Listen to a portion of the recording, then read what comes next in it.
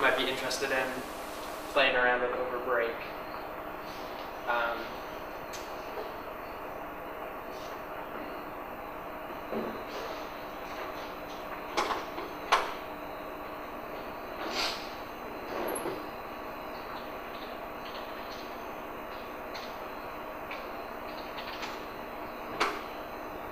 This is rpscontest.com, which stands for, it's a rock, paper, scissors AI competition. It talks a little bit more about, how, like the history of this kind of stuff. But basically the idea is you have 1,000 rounds of rock, paper, scissors, shoot, and you want to get more wins, and you want to get a lot more wins than your opponent. Like if you just get slightly more, you win, but when it ranks you, if you win by more, you get ranked higher. So I thought it was kind of cool offshoot of last week when Professor Magnin came in and talked about learning. This is kind of like a simple way you guys can get started. I can show you. So right now I'm 27. It's me. Out of about 1,100, I think. Wow. Some of them you'll see that were attempt to lose. So, yeah, it's not as easy as it might look though, because your opponent is trying to learn what you're doing when you're trying to also learn what they're doing. So, kind of, they're doing the same thing you are. So I'll show you. Let's see here. Right, you get disqualified. Oh, you get disqualified if you use too much CPU time. So apparently, nearest neighbors is not fast enough. No matter how much you cut it down, it's pretty bad. So that one that got disqualified had 100% success rate though? Is that? Yeah, but it only had 2 runs. So the win rate is how many, like what percentage of the algorithms that it played against it beat. So that's like this guy right here beats 76% of the things it runs against. And this number here is a heuristic on like how many individual rock, paper, scissors, shoots it wins per game. So like even though this one can beat more algorithms, this one's better because it wins by more. It wins by like quite a bit more. So this is the first one that I wrote. Well, this is the first one I wrote. But that doesn't do too well. So it's all in Python. 40% of the time. It's yeah. So apparently that kind of proves almost that Python's random is not that good. Or it just proves that enough. Oh yeah, it proves that enough people found predictable flaws. Or there are people who are like trying to guess rather than purposely can't. Yeah. Wait, So okay. So the other people can look at your code, right? yeah, so all the code is available. So it's actually encouraged that you go and look at the other algorithms and try to learn off them. Yeah, otherwise I would have said the constant would be the simplest function we could use, but the constant function we make it easily because it's They probably try to learn with their opponents. So this is like the first one that I kind of wrote. It's not too bad. It starts off, you have some choices, and then you get this input. That's a Python reserved word, but kind of ignore that when you're writing this. So when it runs through an iteration, what it does is it loads your program into a string and then does like an exec on it. But all of your variables will be like preserved. It's kind of like weird how they do it. It doesn't really make sense at first, but you'll catch on. And so your input is either set to null on the first turn, or it's set to whatever they chose on the previous round for the current round. So basically what this guy is doing is it checks what they put, and then it'll add in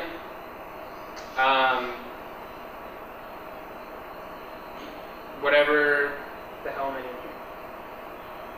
It basically adds in whatever your most, it records what they put, and then takes whatever beats the most things that they put, puts it into a longer list, and then it chooses a random one from that list. So each time you kind of get these like slightly varying probabilities. it didn't work too well. It was okay. But I did, this is all on my GitHub too, so if you guys want to look at any of this stuff on GitHub as opposed to this, it's all up there. My best one is, I have like I wrote a Markov class. It's pretty small. It's pretty simple. It kind of takes in, you can tell it whatever to look for, and then it'll predict what'll come next. And then I also wrote this bootstrap or boosting class. So basically you can chain together a bunch of Markov chains. You can boost them, and whichever one's doing better will count more toward your decision. That's a strategy I'm going off of right now. It's not doing too bad. But I thought this was a fun kind of challenge you guys could do over Thanksgiving. Because all the people who are making recent submissions now are not, they're not good. Like this guy. I guess this one's okay. We'll see how it goes. But I get to try hard to be the last place person. what? Oh, try hard to always lose. So how do you play a game? So basically, let me go back to.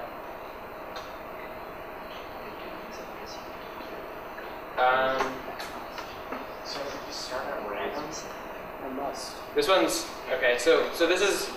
It goes through, and the first time it goes through your input, you have this input variable, and that's set to whatever they chose on the previous turn. So it's up to you. It's like up to you to record all of their moves if you want to. And then all you have to do is set your output variable to RPRS, and then the server code will pick that up, and that's your guess for the current turn. So, I mean, it's not. Does that answer?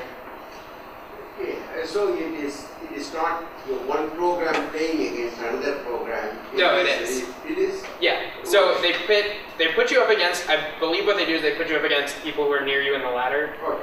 And what you can do is you can download this rpsrunner.py, and Python parser. this lets you run your algorithm against other algorithms on your local machine, so you don't have to upload new code every time you want to test it.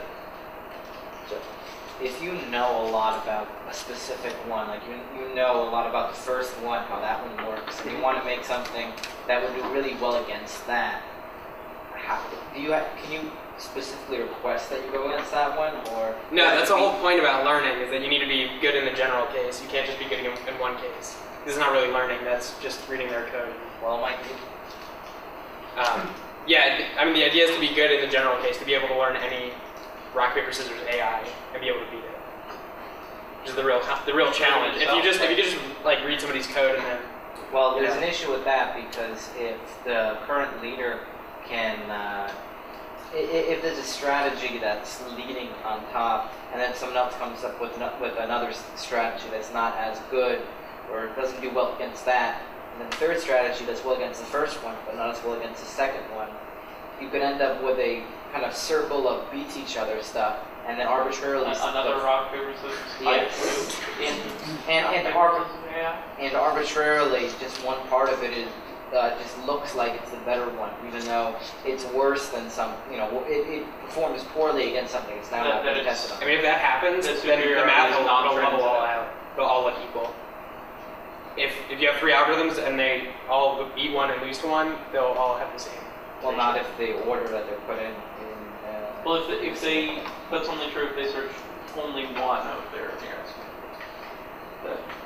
There is also an interesting class of games. These are what are known as non-transitive games, because of it does not satisfy the transitive property. So you have a non-transitive games, non-transitive dice, etc. This in a general framework. So in which case it is difficult to get a strategy if it is for a general game. It's an interesting. So if you type non-transitive in a Google search, you do non-transitive dice. Non-transitive dice. That's not a Google search. Does the game have to happen in real time? Why can't every browser be like Chrome? Non-transitive dice. But like, Yeah. basically Yeah, it's on YouTube. data. Yes. YouTube at the YouTube. Yeah. There's a YouTube version, right? Yeah.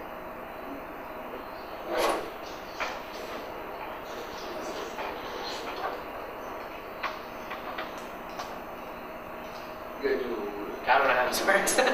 Hold on. And there's a volume in it. Volume-wise, you mean? Can you tell us the full title of your job here? I am the Winton Professor of the Public Understanding of Risk in the University of Cambridge. Okay, so try and imagine getting that onto a business card. Now, this is going to be one of the most highly qualified videos ever seen on YouTube, with the two of us here. Now, we are going to teach you a new game today. This game will help you beat your friends, and then we're going to help you beat them again, and then we're going to help you beat them again, and then finally, I'm going to teach you a brand new game, a game that I've invented, which will help you beat two of your friends at the same time.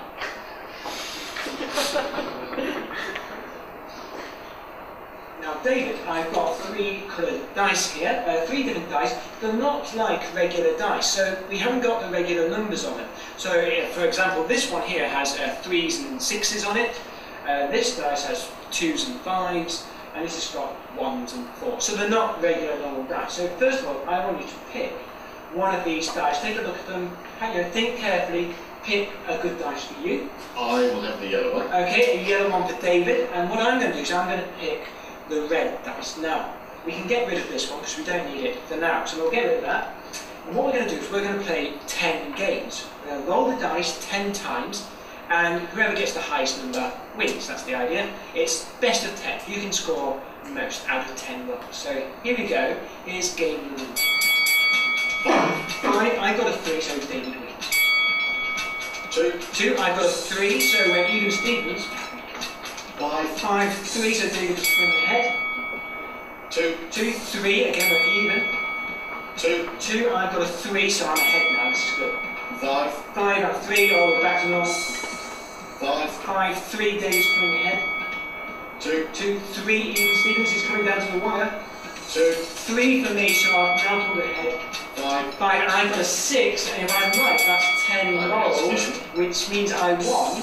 Aha. Right. So, what David didn't know, of course, what you didn't know, is that whatever dice David picks, I can always pick a dice with a better chance of beating yours.